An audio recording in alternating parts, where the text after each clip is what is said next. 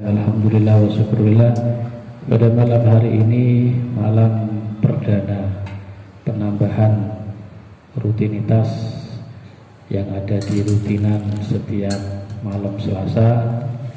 Setiap malam Selasa awal bulan bertempat di kantor NU ada penambahan sedikit, yaitu enten taklimi, enten ngajini.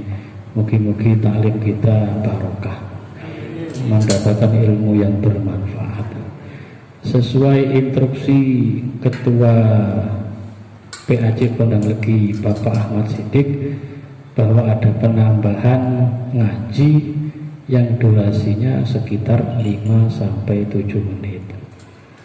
Mungkin mukodimai 5 menit, ngaji ini 2 menit. Ngoten ya. Mukodimai 5 menit, ngaji ini 2 menit. Bismillahirrahmanirrahim. Qala Rasulullah sallallahu alaihi wasallam, dawuh sapa Gusti Kanjeng Nabi Muhammad sallallahu alaihi wasallam, ati babal jannati yaumal qiyamati fastaftihu fayaqulul khazin man anta faqulu Muhammadun fayaqulu bika umirtu alla ataftaha li ahadin qablaka. Hadis pertama pada kajian kitab Mukhtarul Hadis yang disusun oleh almarhum Syed Ahmad Al-Hashimi, mudah-mudahan ilmunya barokah. Hadis pertama yang disusun dalam kitab Mukhtarul Hadis atau hadis-hadis pilihan, maka ngaji hadis niki cocok untuk waktu 5 menit. Tapi lek ngaji golongane hukum-hukum niku mboten cocok. Pas seru-seru nerangno halal pamane prit mandek mboten. Nggih. Dadi mboten cocok. Tapi lek ngaji golongane 5 menit, 3 menit ngoten, ambil 1 kali pertemuan, 1 kali hadis yang dibaca serta penjabarannya, insya Allah cukup dan manfaat. Hadis pertama yang diriwayatkan oleh Imam Ahmad bin Anas, yaitu Rasulullah sallallahu alaihi wasallam dawuh, ati babal jannati bakal teko ingsun ing lawange swarga. Kelak pada hari kiamat, yaumal kiamati, pada hari kiamat, Rasulullah sallallahu alaihi wasallam mengatakan, aku akan datang di pintu surga pada hari kiamat. Pada hari kiamat. Jadi yang mendatangi pintu surga yaitu Rasulullah sallallahu alaihi wasallam. Fa astaftihu, maka aku membuka pintu surga tersebut, mengetok pintu surga tersebut. Tok tok tok, mungkin seperti itu. Fa yaqulul khazin, maka berkata malaikat yang menjaga pintu surga. Jarene malaikat, man anta, sapa sira? Padahal ini malah malaikat. Jadi malaikat penjaga pintu surga. Ketika pertama kali Rasulullah mendatangi pintu surga dan diketoklah pintu surga yang tulisannya Miftahul Jannah, la ilaha illallah. Fayaqulul khazin, maka malaikat mengatakan, man anta, siapa kamu? Fa'aqulu, maka Rasulullah menjawab, Muhammadun, aku ya Gusti Kanjeng Nabi, aku adalah Muhammad. Fayaqulu, maka berkata malaikat penjaga pintu surga, bika umirtu ala aftaha li hadin qablaka, dengan kamulah aku diperintahkan kecuali tidak membuka pintu sebelumnya. Berarti yang membuka pintu pertama kali yang memasuki surga adalah Rasulullah sallallahu alaihi wasallam. Lah keterangan saking hadis niki kula kali panjenengan bisa mengambil kesimpulan bahwa yang pertama kali membuka pintu surga adalah baginda Rasul sallallahu alaihi wasallam. Yang pertama kali memasuki surga juga Rasulullah sallallahu alaihi wasallam. Lah kula kali panjenengan sebagai umatnya Kanjeng Nabi niki namung bondo gandolane tok. Ya lek nabi ini sing pertama kali masuk surga Nabi Muhammad, secara otomatis umat yang pertama kali masuk surga juga umatnya Nabi Muhammad Shallallahu Alaihi Wasallam. Kan seperti itu. Bahkan nalikane Kanjeng Nabi mendekati wafat, Rasulullah mengatakan, ya Israel, lek umpamane kula niki sedo, jaminan buat saya itu apa? Israel berangkat ke hadirat Allah Subhanahu wa taala serta menanyakan, ya Allah, lek Kanjeng Nabi niku wafat, jaminan kangge Kanjeng Nabi niku napa? Maka Allah dawuh, innallaha haramal jannata ala jamil anbiya hatta tadkhula anta. Sesungguhnya surga diharamkan untuk semua nabi kecuali yang pertama kali memasuki adalah kamu, wahai Muhammad. Sampaikan Israel, mudun Israel. Kanjeng Nabi saat temene surga niku haram dimasuki semua nabi kecuali yang memasuki pertama adalah panjenengan Kanjeng Nabi. Maka dengan welas asihnya Gusti Kanjeng Nabi, Israel niku kan jaminan kangge kula Israel. Tapi lek jaminan kangge umat kula niku napa Israel? Umatku itu lho apa jaminannya? Ya umatnya Kanjeng Nabi ya di seluruh dunia. Ya ono kondang legi, ya termasuk PAJ kondang legi banget. Ya PAJ Bululawan walaupun belum resmi. Kan termasuk umatnya Kanjeng Nabi. Ya ono sing teko Bali. Teko macam-macam umatnya Kanjeng Nabi, sing teko Kediri, sing teko Trenggane. Maka umatnya Kanjeng Nabi. Maka Rasulullah lek mlebu surga tanpa bersama dengan umat niku mboten puas. Jadi selain Kanjeng Nabi itu wis mendapat jaminan surga, yaitu orang Nabi yang pertama kali masuk surga adalah Nabi Muhammad. Karena welas asihnya Gusti Kanjeng Nabi, beliau mengatakan, lolek jaminan kangge umat kula napa Israel. Maka untuk kedua kalinya Israel pergi ke hadirat Allah dan menanyakan, Gusti, lek jaminan kangge umat Kanjeng Nabi Muhammad niku napa? Gusti Allah dawuh, wa inna haramal jannata ala sairil ummami hatta tadkhula anta. Sesungguhnya surga diharamkan dimasuki untuk berbagai macam umat kecuali umat panjenengan Gusti. Maka inilah kasih sayang Rasulullah kepada umatnya.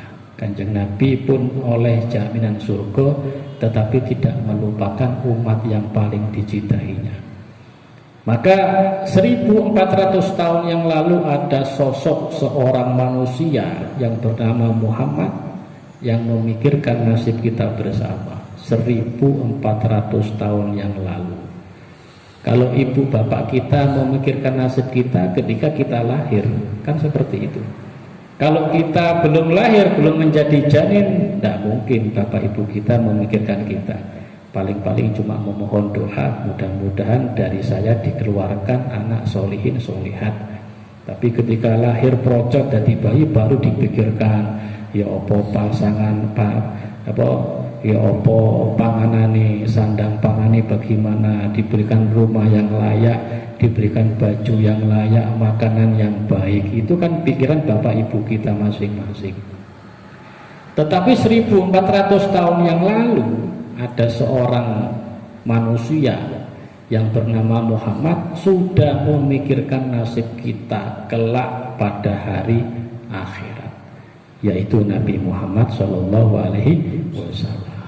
Maka dan qasidah niku disebutkan Muhammad qala ya Rabbi su'ali ummati ba'di.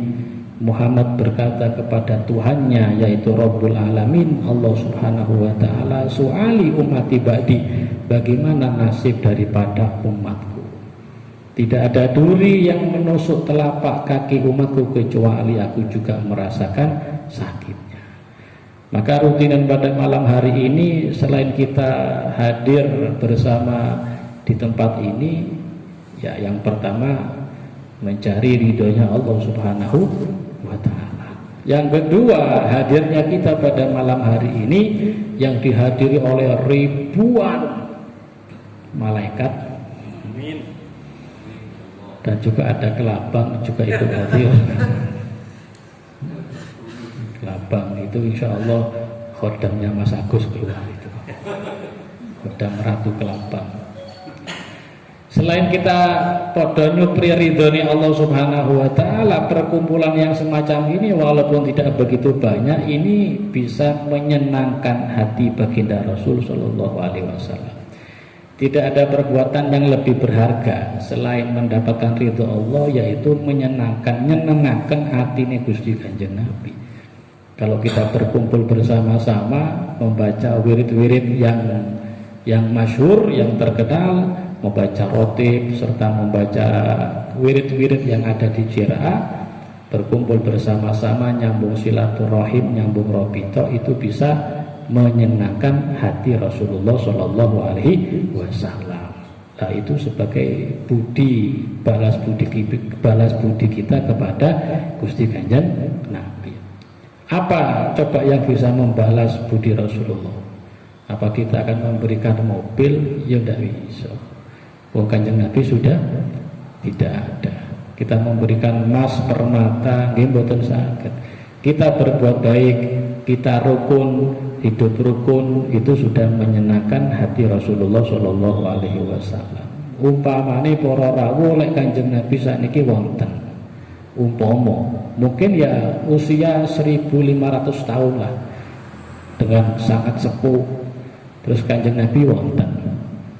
Terus ningali umate sing teng negara-negara Kisru, contoh kados Irak, Islam padha Islam paten-patenan.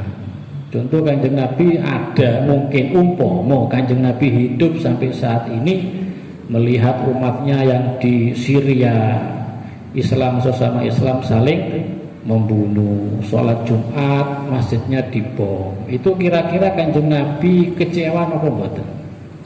Kecewa. Ternyata umatnya saling membunuh, umatnya saling gegeran. Ini mboten nyinggung PP loh ya, mboten.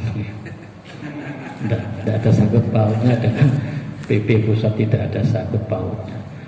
Lah akan tetapi Kanjeng Nabi mungkin sampai saat ini urip hidup dan melihat umatnya yang segelintir, mungkin seujung kuku lah. Ada yang dari Bulu Lawang, Kondang Legi, Penjalinan, Ura-ura, tumplek-plek dan kantor NU, podo rukun, guyub rukun, ngaji bareng, wiritan bareng. Kira-kira Kanjeng Nabi tersenyum apa mboten? Insya Allah tersenyum. Senyuman daripada Rasulullah inilah yang sangat mahal. Senyuman daripada Gusti Kanjeng Nabi inilah yang sangat mahal. Maka kalau kalian jenengan walaupun rutinan yang sangat-sangat sedikit ini, Allah Subhanahu wa taala tidak melihat banyak dan sedikitnya umat. Kalau Allah Subhanahu wa taala melihat banyak dan sedikitnya umat, maka Nabi Lut, Nabi Nuh, Nabi siapa itu? Nabi Nuh. Nabi Nuh adalah umat yang gagal, nabi yang gagal. Kenapa? Karena Nabi Nuh selama 900 tahun itu cuma mendapatkan umat tidak lebih dari 100 orang. Kalau banyak dan sedikitnya umat niku sebagai tolak ukur sukses lan boten sukses dakwah, berarti dakwah Nabi Nuh boten sukses.